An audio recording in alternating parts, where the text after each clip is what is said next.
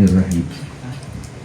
Assalamualaikum warahmatullahi wabarakatuh. Waalaikumsalam warahmatullahi wabarakatuh. Alhamdulillahi rabbil alamin. Wassalatu wassalamu ala sayyidina Muhammadin sayyidil anbiya wal mursalin wa khatamin nabiyyin. Asyhadu an la ilaha illallah wa asyhadu anna Muhammadan abduhu wa rasuluh. Allahumma salli wa sallim ala sayyidina Muhammad wa ala alihi wa sahbihi ajma'in. Qala Allah ta'ala fi kitabihil karim. Bismillahirrahmanirrahim. Inna a'tainakal kautsar fashalli li rabbika wanhar inna syani'aka huwal abtar. Wa qala an-nabi sallallahu alaihi wasallam man qasat malun bi sadaqatin falyazdad. Sadaqallah, sadaqa Rasulillah sallallahu alaihi wasallam. Hadirin mukarramun, para alim ulama, para satid, guru-guru kita yang hadir. Alhamdulillah kita sama-sama tadi telah berzikir dengan guru kita, semoga beliau senantiasa dirahmati oleh Allah Subhanahu wa taala. Amin. Allah kita li hayati, semoga diberikan berkah oleh Allah Subhanahu wa taala. Amin. Juga Ustaz Yusuf, Ustaz Budi dan para satid yang lain, Ustaz Hafid, terkhusus Ketua Majelis Taklim Bapak Ustaz Haji Ahmad, semoga beliau senantiasa diberikan kesehatan zahiran wa batinan dan senantiasa istiqomah untuk sama-sama yaitu mendidik kita bersama. Yang dimuliakan oleh Allah Subhanahu wa taala serta juga sahibul bait beserta keluarga, semoga senantiasa memperoleh barokah dari Allah Subhanahu wa taala. Hadirin jamaah yang dimuliakan oleh Allah, tentunya kita selalu memanjatkan puja, puji, syukur kehadirat Allah Subhanahu wa taala yang telah memberikan bermacam-macam nikmat. Baik itu nikmat sehat, nikmat panjang umur, nikmat kita diberikan nikmat ibadah. Ya, karena saat ini bisa bersama-sama berzikir, membaca Al-Qur'an, bersolawat kepada Rasulullah, membaca kalimat thayyibah, maka tempat yang di dalamnya ada kalimat thayyibah yang dibaca, maka tempat itu bisa dipastikan memperoleh barokah dari Allah Subhanahu wa taala. Amin. Allahumma shalli ala Muhammad, salawat dan salam semoga terlimpah curahkan keharibaan Nabi kita Muhammad Sallallahu alaihi wasallam yang kita harapkan syafaatnya mi yaumi hadza ila yaumil jaza, dari saat ini sampai nanti ketika kita dibangkitkan di padang mahsyar. Mudah-mudahan Allah Subhanahu wa taala mengizinkan kita semuanya memperoleh kepada syafaatul uzma dari Nabi kita Muhammad Rasulullah sallallahu alaihi wasallam. Hadirin jamaah yang dimuliakan oleh Allah, saudara-saudara kita saat ini sedang menikmati ibadah haji di Mekah, di Madinah, berharap rahmatnya Allah, berharap ampunan dari Allah Subhanahu wa taala. Mereka adalah orang-orang yang dipilih oleh Allah Subhanahu wa taala. Perjalanan yang istimewa adalah pertama perjalanan menuju masjid, menuju musala, tempat sholat berjamaah. Itu adalah perjalanan yang disukai oleh Allah. Lalu yang kedua adalah perjalanan thalabul ilmi, perjalanan kita dari rumah keluar nyari ilmunya Allah. Maka perjalanan yang disukai oleh Allah Subhanahu wa taala, perjalanan yang menjadikan asbab kalau kita munajat akan dikabul oleh Allah Subhanahu wa taala. Amin. Rahimakumullah. Lalu perjalanan yang ketiga adalah jihad fi sabilillah, berjuang menegakkan agama Allah Subhanahu wa taala. Maka para dai, para mubaligh jamaah rahimakumullah, yang ikhlas, yang rela mengorbankan waktu, tenaga, pikiran buat umat, maka insya Allah ya orang tersebut akan dinilai, dihargai oleh Allah sebagai mujahid, orang-orang yang berjuang di jalan Allah Subhanahu wa taala. Dan mereka adalah wakilnya para utusan Allah. Al ulama warasatul anbiya, ulama itu pewarisnya para nabi. Jangan pernah kita meremehkan ulama. ada 3 hal yang jangan pernah kita remehkan. Yang pertama, jangan pernah meremehkan kebaikan walaupun sekecil apapun kebaikan. Karena bisa jadi dari kecilnya kebaikan Allah ridho kepada kita dan bisa asbab dibukanya pintu surganya Allah Subhanahu wa taala. Yang kedua, jangan pernah meremehkan dosa walaupun sekecil apapun. Bisa jadi dengan sebab dosa yang kecil itu bisa kita memancing kemarahan Allah Subhanahu wa taala.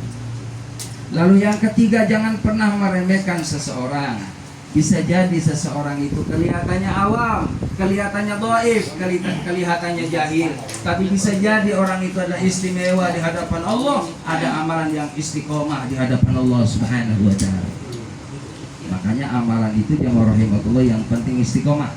Baca Quran yang penting istiqomah, sedekah yang penting istiqomah, ngaji malam Jumat yang penting istiqomah, ngasih uang belanja yang penting iya, biar banyak yang penting ikhlas. Ngasih uang belanja sehari 1 juta, amin. Amin. Ya, buat 2 bulan hadirin.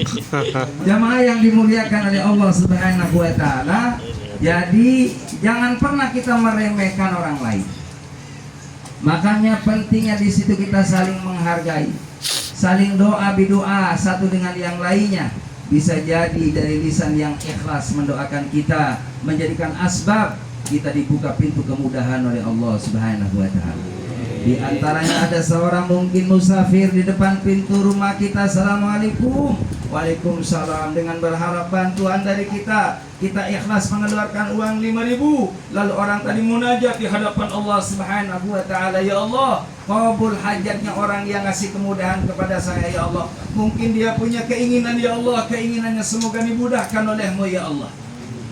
Pengen punya motor, bisa jadi dengan sedekah 5.000 insyaallah bisa besok pagi bakal diizinin di dealer, yang ngambil motor duluan, bayarnya belakangan.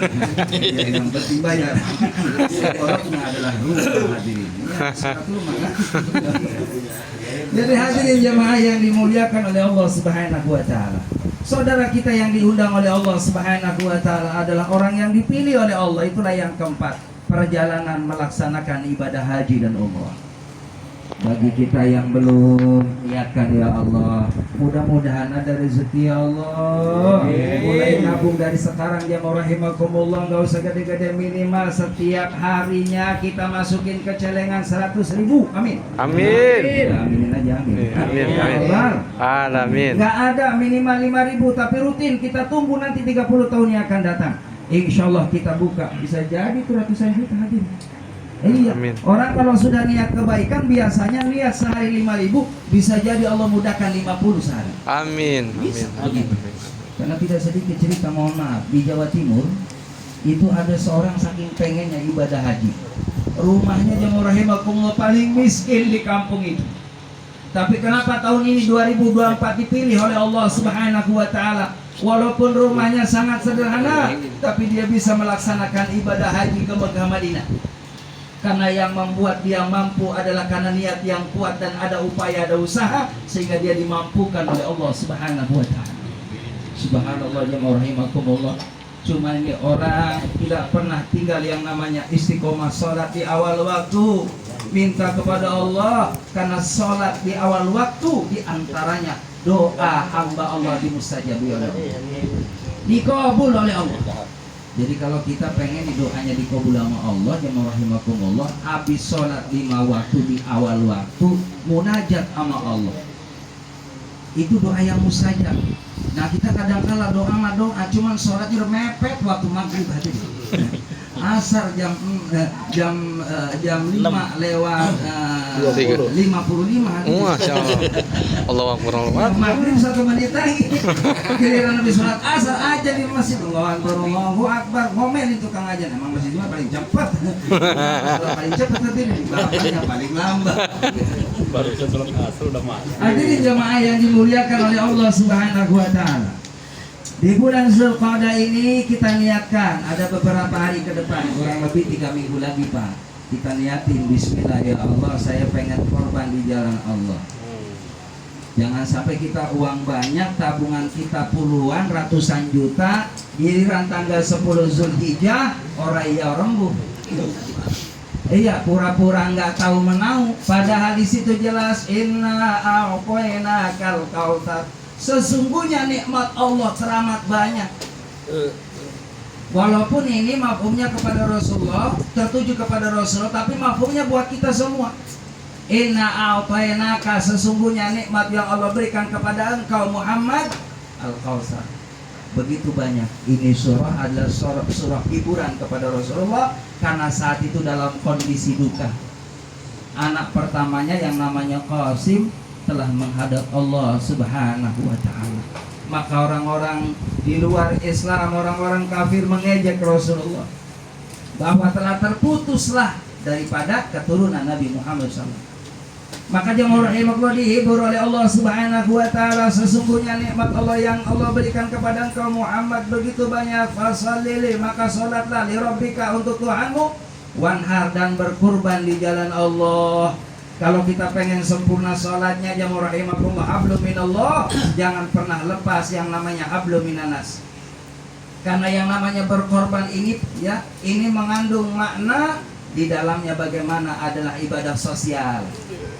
Jadi jangan asik kita jemaah rahimakumullah ibadah kepada Allah, sholatnya cakep, bikinnya cakep, akan tetapi mohon maaf sosialnya, dermanya kurang, nggak mau berderma di jalan Allah. Kita malu jemaah rahimakumullah, rumah kita bagus, kendaraan kita bagus, uang kita banyak kita simpan, tapi giliran Allah minta setahun sekali di bulan Zulhijjah tanggal 10, kalau kita mampu jemaah rahimakumullah beli 1 ekor kambing, titipkan ke masjid, ke musola, ke panitia kurban lillah karena Allah. Kalau kita berkorban, usahakan kurban yang sempurna, karena Allah mengingatkan kepada kita akan sampai ibadah kita dengan baik kalau kita ini bersedekah, infak yang masih kita sukai. Jadi jangan sampai sisa untuk Allah. Kalau beli kambing yang paling tidak ya yang standar lah, yang 5 juta, syukur-syukur yang 8 juta, yang super, yang bagus. Jangan sampai uang banyak Pak, ratusan juta beli kambing yang harganya 2.500.000. Iya, itu pun masih nawar Pak. Iya, ini berapa ini kambing 2 juta sama mahal amat. Masih mahal hadirin, masih ditawar. Padahal yang rahimakumullah yang namanya hewan korban itu nanti buat kendaraan kita di akhirat Pak. Jadi semakin bagus ini hewan korban, kendaraan kita semakin baik nanti di akhirat. Dan sunnahnya orang yang berkorban itu nanti jamaah rahimakumullah menyaksikan hewan kurbannya. Sunnah lagi memotongnya jamaah rahimakumullah langsung dengan tangan kita sendiri. Sunnahnya kalau bisa doanya, kalau nggak bisa diwakilin ke Pak Ustadz, ya saya mewakilkan ke Pak Ustadz motongin hewan kurban saya. Niat buat saya, nanti doain Pak Ustadz. Jadi jamaah yang dimuliakan oleh Allah Subhanahu wa taala, jangan pernah orang yang berkurban itu nggak nyaksiin Pak. Dianjurkan sama Rasulullah, lihat tuh hewan korban yang akan dipotong, kita menyaksikan di sana. Karena subhanallah sebelum itu darah yang dikorbankan yang namanya hewan itu sebelum terpotong itu subhanallah darahnya sudah ada di sana di hadapan Allah Subhanahu wa taala. Dia akan menjadi saksi bagi orang yang berkorban di hadapan Allah Subhanahu wa taala. Termasuk bulu-bulunya. Jadi kalau beli kambing bulunya yang tebal nanti, yang banyak, tapi yang gede. Jangan tebal tapi kurus. Kan ada Pak begitu Pak. Yang gede tadi yang 6 juta itu begitu. Yang bagus deh pokoknya mah, ya yang ngerti kambingnya itu. Ya rahimakumullah, nyaksiin di sana. Kenapa? Setiap bulu yang banyak itu nanti jadi saksi di hadapan Allah.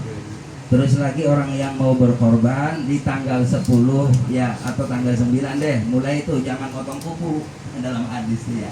Jangan potong rambut dulu tuh ya. Nah, bagusnya sunnahnya ya. Begitu, biarinlah agak sedikit gitu. Sunnahnya motong kuku tuh hari Jumat, Pak. Jadi jangan rahimakumullah bagusnya ya. Motong kuku itu hari Senin ya, hari Kamis, hari Jumat. Kalau motong kuku hari Selasa jemaah rahimakumullah, mohon maaf rezekinya agak jauh. Nah, dalam keterangan kita saya baca begitu. Kalau motong jemaah rahimakumullah hari Rabu, mohon maaf yang masih bujangan agak sedikit jauh jodohnya. Nah, dia mohon maaf ya, makanya udah nanya sama Kiai. Iya, udah nanya sama Kiai. Anwar. Ada. Anwar. Begitu, jadi sunnahnya hari Senin, hari Kamis, sama hari Jumat. Begitu sunnahnya. Nah kalau Sabtu, mohon maaf, dalam keterangan kitab itu kadang gampang sakit Pak. Gitu. Jadi ada sunnahnya. Islam itu mengajarkan ada cara-caranya dari Rasulullah. Kalau kita ikuti semuanya akan memberikan manfaat dunia dan akhirat. Jadi jemaah yang dimuliakan oleh Allah Subhanahu wa taala, kalau kuku itu seminggu sekali, dimulai dari telunjuk.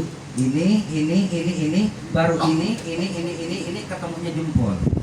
Itu sunnahnya, ya. Sama juga kaki sama. Kalau kaki ini 2 minggu sekali panjangnya, fitrahnya sunnahnya. Emang Allah luar biasa hadir, ya. Menyeting anggota tubuh kita ini luar biasa. Seminggu sekali panjang Pak. Tuh begitu, itu kudu dikoreksi. Jangan sampai ada panjang-panjang, ada yang namanya kotoran. Menurut penelitian medis, itu banyak bakteri hadir. Nah, saya mohon maaf, nanya sih sama dokter. Iya. Dok, apa sih madorotnya gitu? Kenapa suruh motong kuku? Ternyata Ustaz, menurut penelitian ketika dilihat itu banyak bakteri di dalamnya. Begitu hadirin.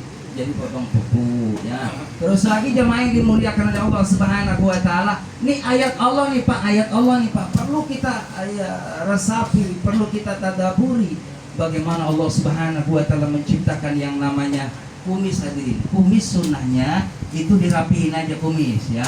Kumis, terus rambut hidung nih Pak, jangan panjang banget gitu kan, kurang indah gitu ya.